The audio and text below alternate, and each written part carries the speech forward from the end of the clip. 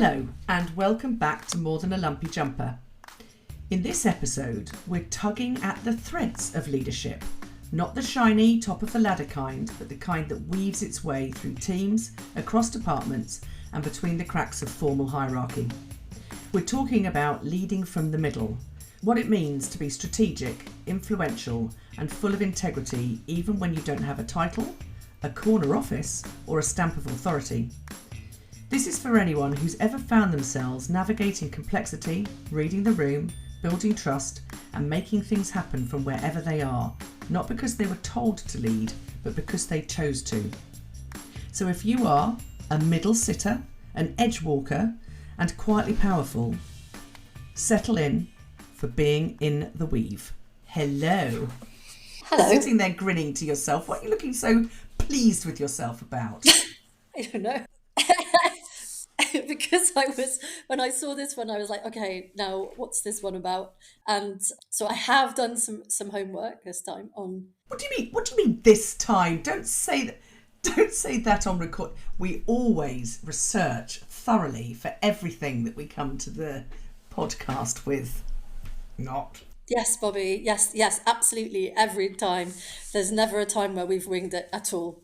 So I have done my homework as usual for this one, and I'm hoping that actually that this is.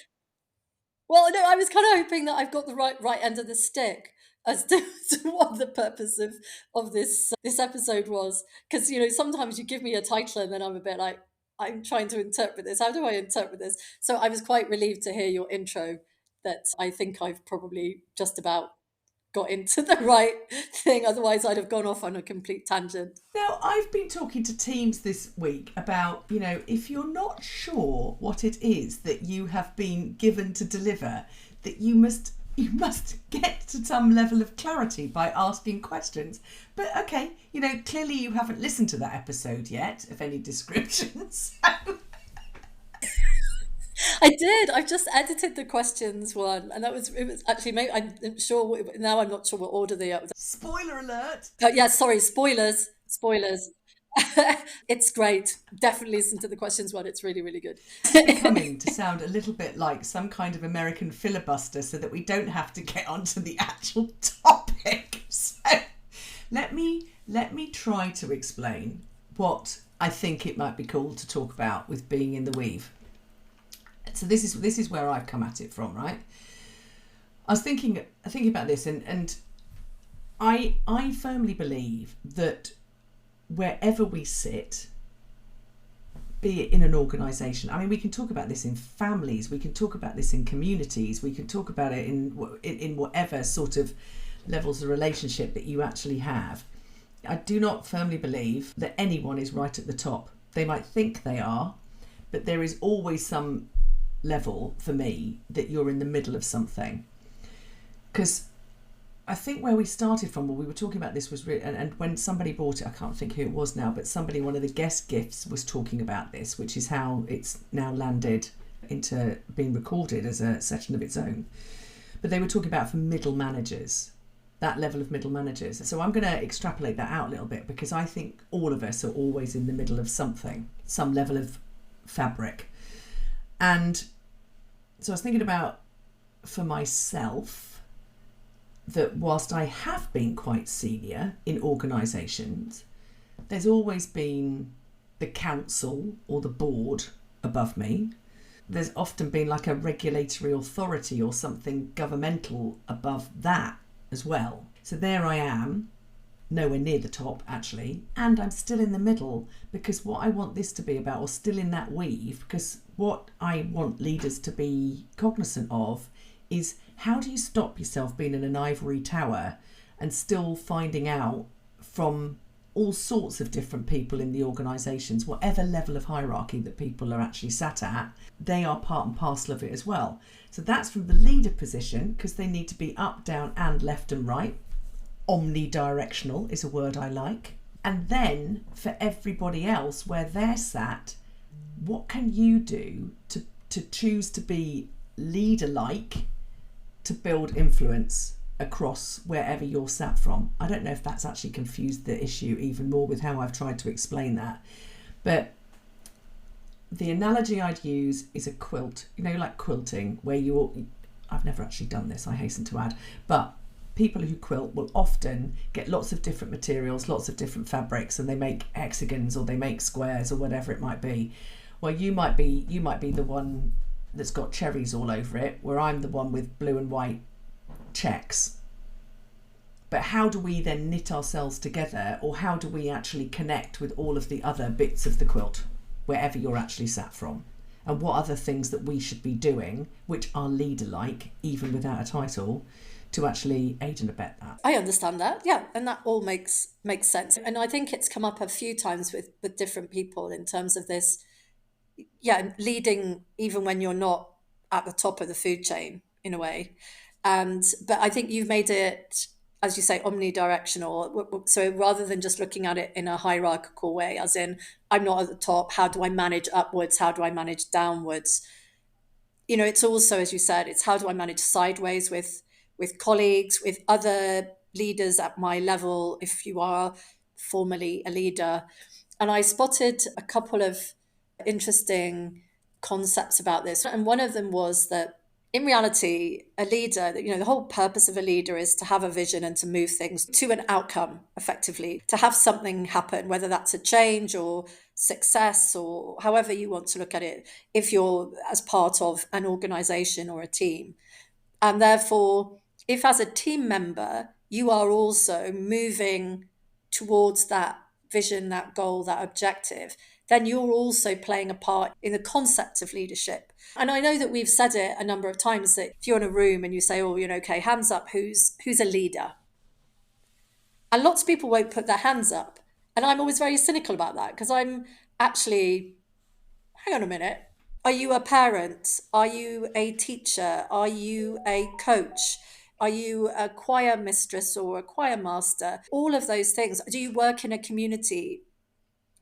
I actually think that more people are leaders than they realize, and that everyone has this idea that leadership is this sort of great thing, that that you're on a pedestal and you're sort of like a conductor.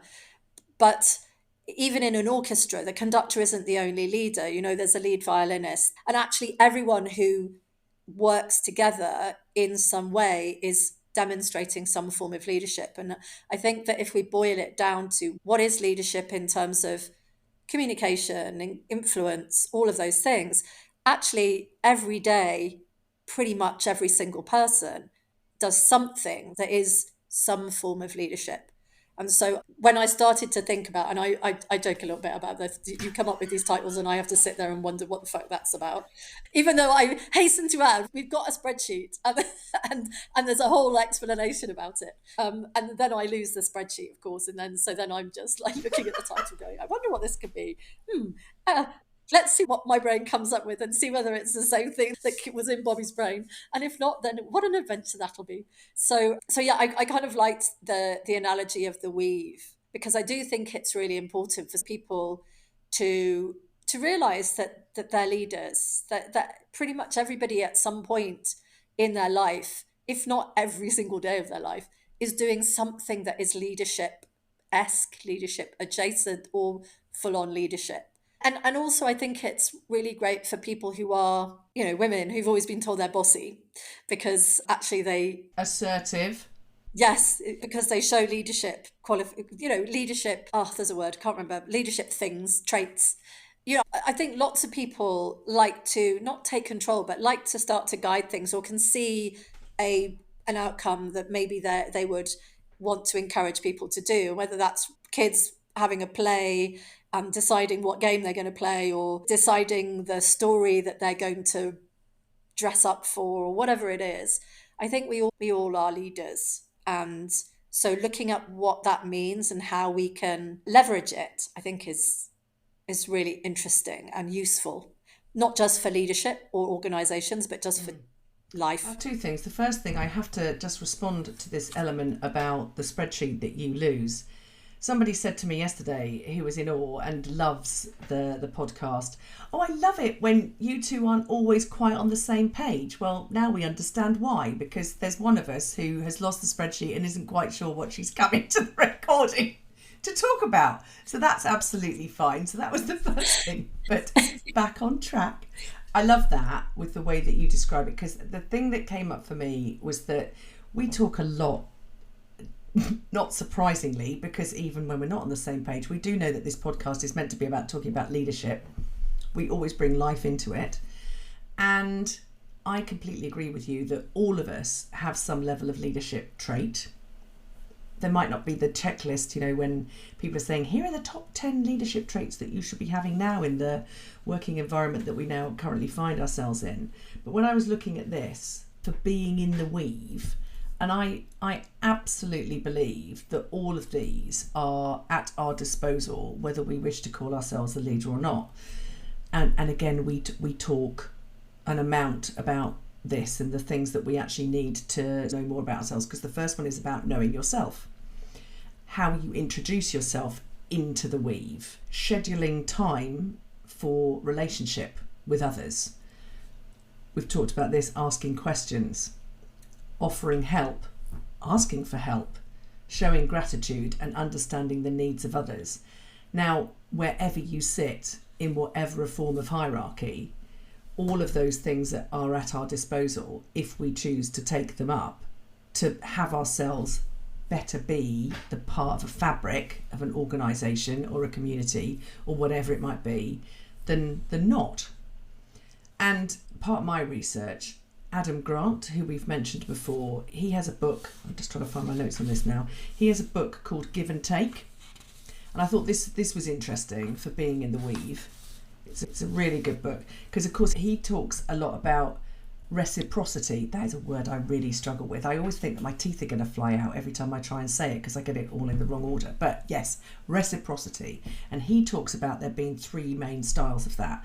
So there's the givers, the takers, and the matchers. And I think that when we're talking about being somebody leading in the weave, there will be those people who give their help freely and not expecting anything in return. Equally, there are those that try to get as much as possible from others. And then there's the matchers. Their aim is to trade equally, to trade evenly with that. And of course, the premise of his book is that whilst we often think about nice people finish last, he's saying that's not actually the case. Those people who are the givers may often sit at the bottom, but they equally have as much opportunity to sit at the top. And my belief is they do get to sit at the top because they have built themselves into that fabric, to build themselves into the weave in a good way. There's lots of other key themes and ideas that we can come out with, but I love his idea of otherish giving. Now, I know that there's a lot of people who listen to this podcast who work in HR, and I'm not just talking to them, but this is really something for them to hear. It may well be because I've just been at a big HR conference yesterday, but this idea of otherish giving is that we can continue to be those people who are super generous, but they are equally good at protecting their own well-being. So otherish givers are those that can do that, but they've got good boundaries in place. But I love the idea for the weave. And we've been talking before we started recording. We always have our little catch up and chat, which is lovely. I ought to record those as well at some point. But we were talking about boundaries and how important it is. And I think even more important when you are a giver. So I have a colleague who works with me. He's very generous with his time. He will always say, look, if I can be of help, he's always the first one to volunteer for things. And he is always, he's got a big, generous smile on his face. And he spoke to me after a certain meeting that he'd been in. He was just giving me a readout of it. And he said, I just had to lay down the law today. And I was like, oh, why? And he said, I just had to remind people that just because I am helpful and kind and generous doesn't mean that I'm weak. And he said, so I had to just reinforce some boundaries in terms of how I am, because everyone assumes that because he's also happy-go-lucky, he's always friendly, that he's just a pushover. And he just said, I just needed to remind people that I am not. Yeah. And I was like, good for you. Good for you. And, and again, he did it in a very respectful, professional way. Unlike sometimes when I'm sure I've been less than, I've just come across as a cantankerous old witch. But I guess that's because I have left it. We were talking the other day about, I think, resentment. How sometimes because you're taking so much on that you realize that you're feeling resentful. And I think that is, my boundary setting has not always been as good. That's a terrible way of describing it, but hasn't been as efficient, effective, wonderful as it should be. And so I often will get to the resentful stage before I will reinforce my boundaries, or before I set them, which actually is a really, really backwards, unhelpful way to be. And I always know when I have then had a less than useful interpersonal engagement is because I've let my boundaries slip, or I haven't set them in the first place, and then I've got resentful and cranky and cantankerous. So I am always really, really impressed by people who are very clear at the outset about their boundaries and then reinforce them. I'm a little bit jealous of people who seem or give the impression to find it easy. And I know that probably it isn't, but I am a little bit in awe of people who are really good at it, because I know it's something I work on, but I know it's not something that I feel completely comfortable with often. I completely hear you. And I again, thinking of the Adam Grant book, it's really had me reflect on potentially what I used to be like and what I'm now like and what I still work on, similarly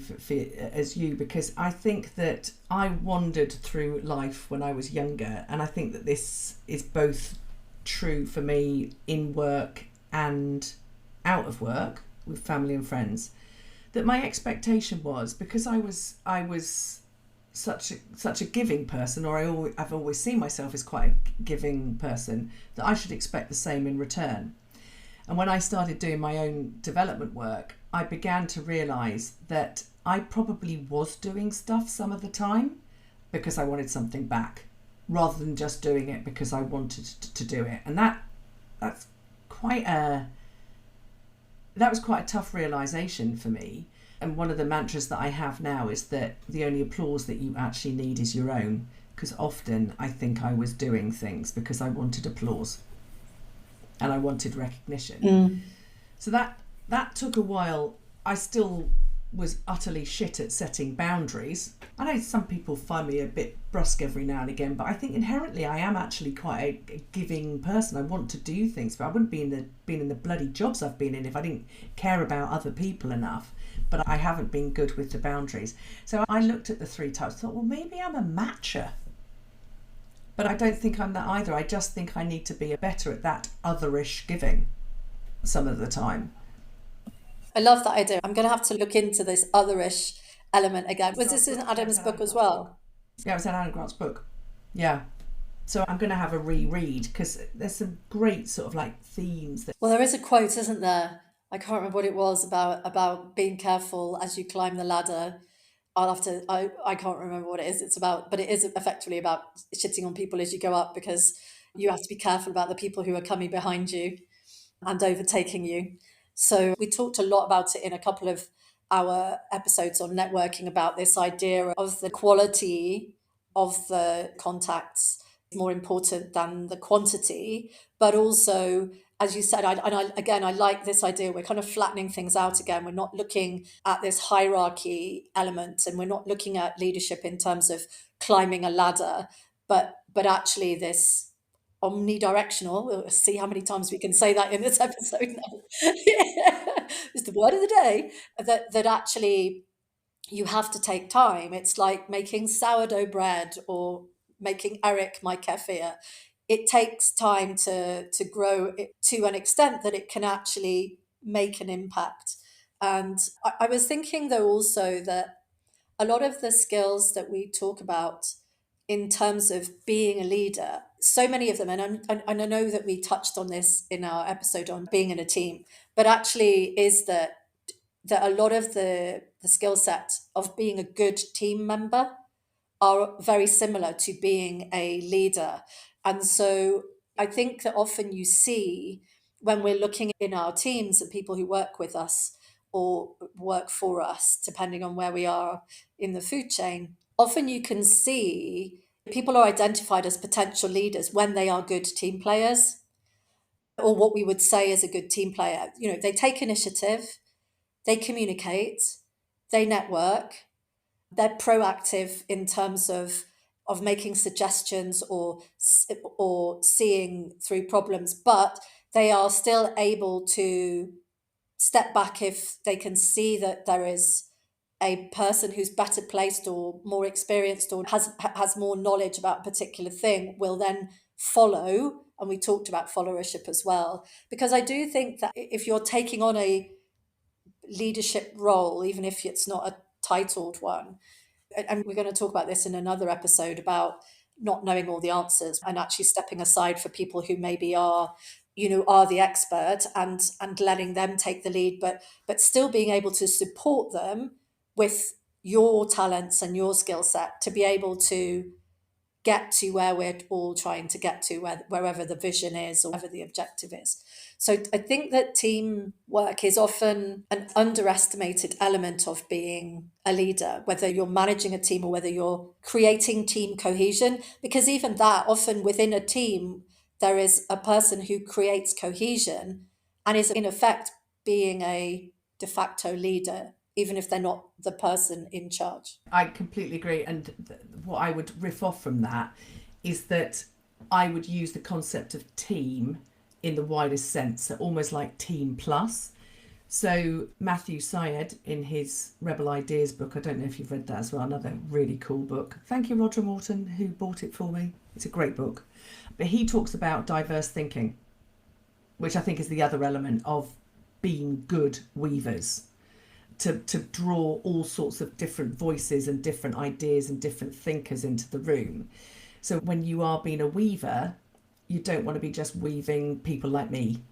Not necessarily me, but I'm saying that for the widest. God forbid if you all just went for just weaving people like me or just Bridget into it. That could be quite, well, you'd either have a load of chaos pixies or a I was going to say chaos. God knows what. If you can describe me, I'll not describe myself. But yes, to have that diverse element to it.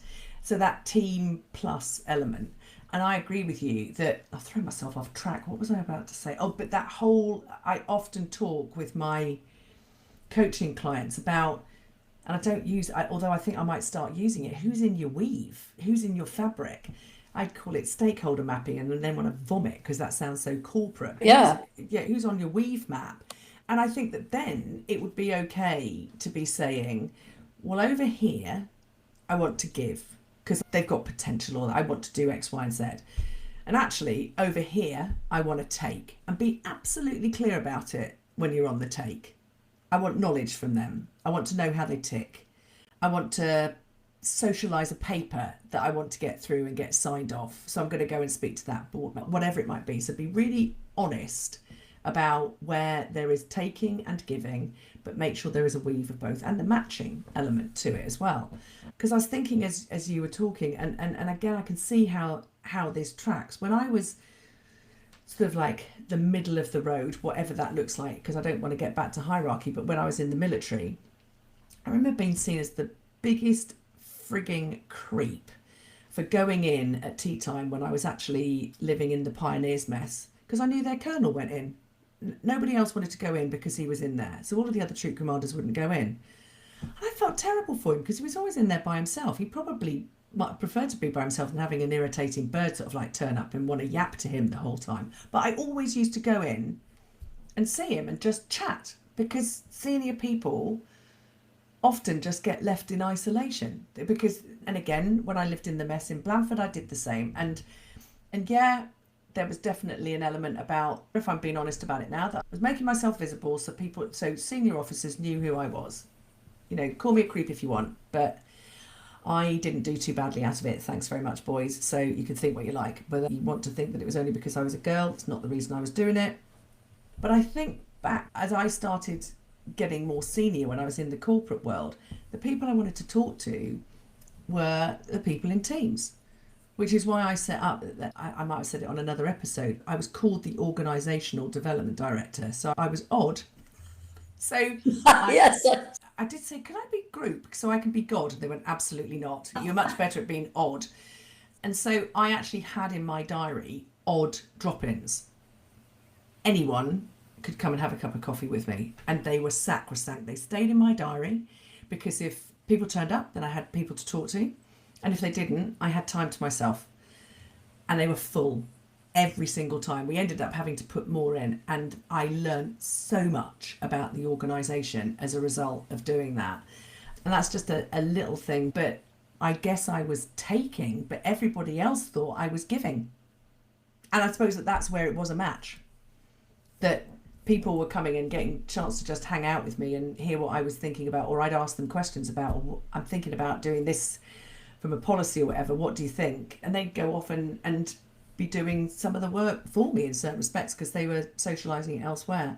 And I'm just thinking about that from my own experience, because I've also been working with an organisation recently where they are so hierarchical that the boss took one of her team members into a meeting where she wanted them as the expert to be actually delivering the key messages, and the chief exec kicked them out because they weren't senior enough.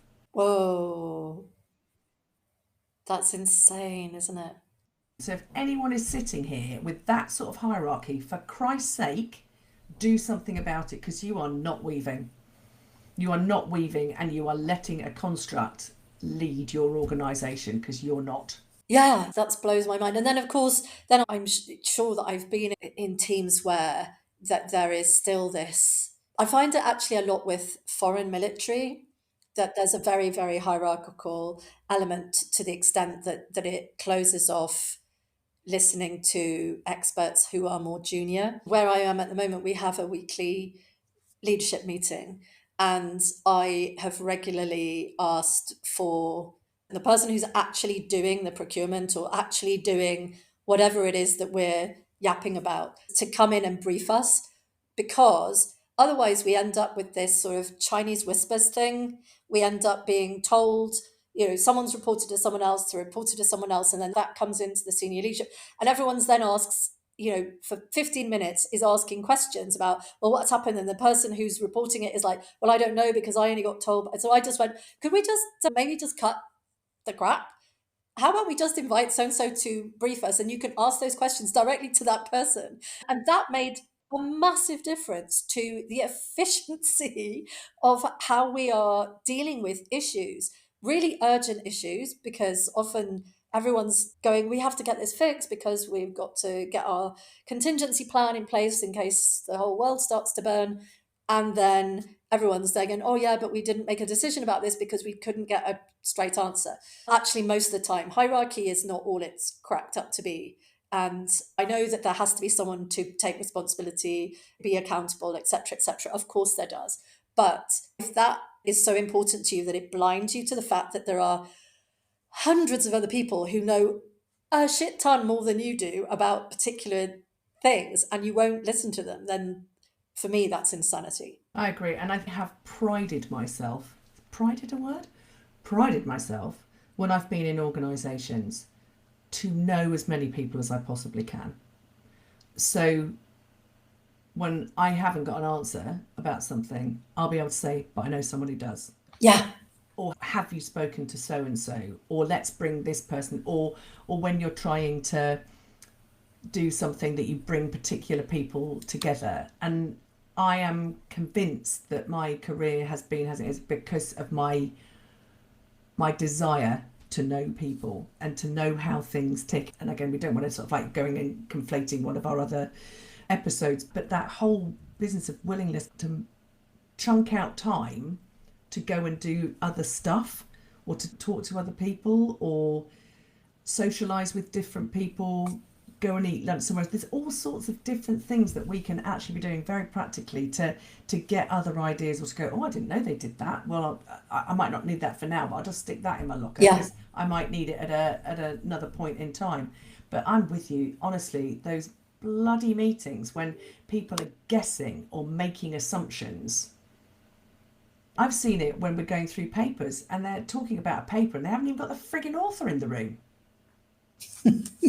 Like, just stop, for crying out loud. You're taking up all of our time. And that's the thing, is it's a waste of time. Yeah, the utter inefficiency of it is just blows my mind. It really does. But yeah, I think there is an opportunity for all of us to be that weaver, because whilst we might not know everyone, we just see what your network looks like to who you can drag in. So I've always sort of prided myself on being a bit of a catalytic networker. That's how I would describe what you also do, which is I don't necessarily network for myself. Does that make sense? I network because I kind of like knowing things and knowing all the little bits, having my finger in all the, not finger in all the pies, but just my ear in all the pies, which is a weird analogy. That's not quite working. But anyway, but sort of ear to the ground with everybody and knowing who would be useful to put together. So being able to hear a problem and go, you need to talk to this person. And I think that then that aligns with your weaving analogy too, which I really, really like. And, you know, the more I'm sort of talking about it, the more it's like, yeah, actually that really is the power, I think. And, you know, when we weave things, we give it, you know, you get a strength, you know, a thread is wiggly wobbly and doesn't really do anything. And it's really hard to put into a needle, especially as you get older. But once you've woven things, once you weave something, it becomes stronger, doesn't it?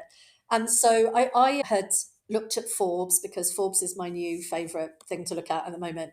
And it had given 6 behaviors effectively to develop your leadership potential. And a lot of them we've already talked about. So there was proactivity, and they all align really as well. Being a team player, communication, leading by example, developing your skills and fostering a positive work environment. And actually, as always, communication and community, maybe if we want to make it into C's, is fundamental to, I just don't see how you can be a leader or how you can weave without communication and community.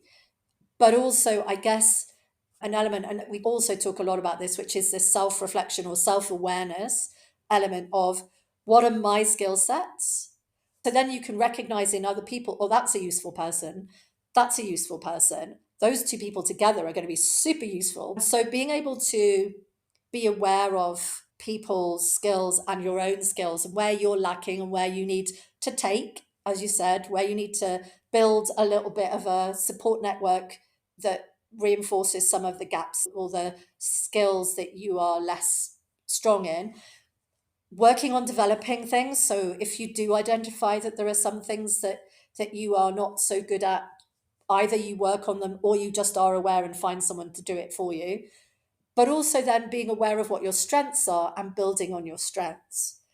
And all of those make for a good team player and a good leader and a good human being just generally in life, I kind of think. So yeah, I think that the strength in this idea of a weave, that the team is effectively a woven cloth, is actually really a really nice way to look at it. And I think easy for people to understand, to start to go, okay, yeah, I need to weave in and out with this person and this person and that person.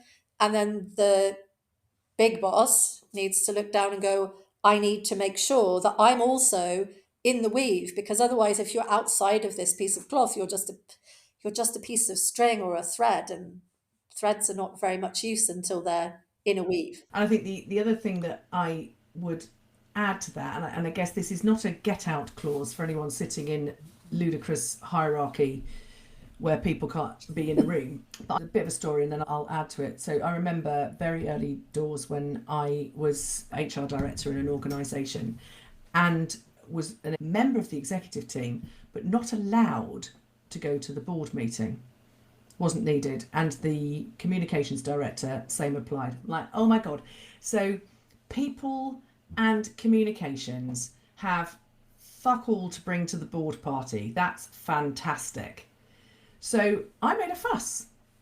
And so we were then told that we could go to the meeting, but we were not to sit around the table. We had to sit at the back in the corner. I was like, shall I bring a pointy head with a D on it as well, just for good measure?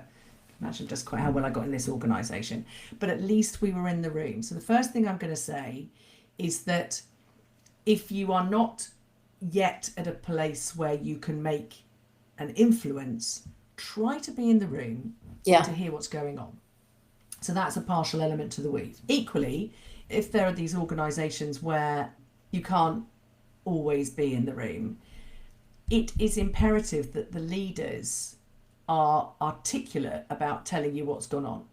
Yeah. So I probably was in a position, and I can say this now because I don't work for anybody other than myself anymore, that I probably was giving too much information to my team, but I trusted them.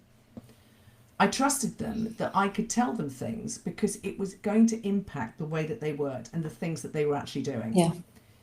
And I would say, I am telling you things that are not into the wider network, the wider weave of the organisation yet. You drop me in it, well, we know what's going to happen then. I might lose my job, but you'll be coming with me. I'd say it quite like that, but that was the inference. But I'm telling you this because this is really important for the way that you actually work. Yeah. So I think there is levels of that. The other thing that a boss of mine did, which I thought was brilliant, was the debriefing sessions after the board meetings. At this point, I was at the table, so we were all in there. And we would have a debrief at the end of that as to how that had gone. How had particular board members responded to particular things? Because that's also part of the weave, because you then know that that's the bee in their bonnet, or that's the take they're going to have on something, so that you can incorporate that into conversation and into papers afterwards. Yeah. So there are other practical things to do as well in terms of those things, and the relationship building and the communication, I think, are as important as the wonderful Forbes have said in their list. Awesome. Forbes plus Bob. So, have we got anything else to add? Just my quote. So I think we're now very happy that weaving for leading is a good thing. Yes. Leading in a weave. Weaving for leading. And creating lots of baskets. Marvellous. Okay, so here's the quote, which is by somebody called Mark Sanborn. I have got the name of his book somewhere, which I've forgotten, but I will make sure that I put it in the reference documents. But he says, genuine, authentic leadership infuses meaning into your life because you know that your efforts count and that you are serving the needs of others as well as your own. Very nice. Did you like that? You sounded very doubtful for a minute then. No, it's all right. I just put myself on mute and I was struggling to turn the mute thing on again. Right, on that note, lovely to talk and weave. Yes, I'm going to go and make a quilt now. Marvellous. Well, can you make one for me at the same time? Sure. I'll have them both ready by next week. Marvellous. Speak to you soon. See ya. Bye. Bye. Thanks for listening to this episode of More Than a Lumpy Jumper. You'll find all the resources, books and ideas we mentioned in today's episode over on our Spotify page. Perfect for a deeper dive when you've got a moment to reflect, revisit, or to share. Next time, we're leaning into one of the conditions that makes leadership from anywhere in the weave possible: psychological safety. I'll be joined by the marvellous Ali Spooner and Naomi Withers, two people with powerful lived experience and sharp insight into what it really takes to create environments where people feel safe enough to speak, contribute, and stretch. It's a conversation about voice, value, and what happens when people feel safe enough to bring their whole selves. Join us then for Being Safe to Speak.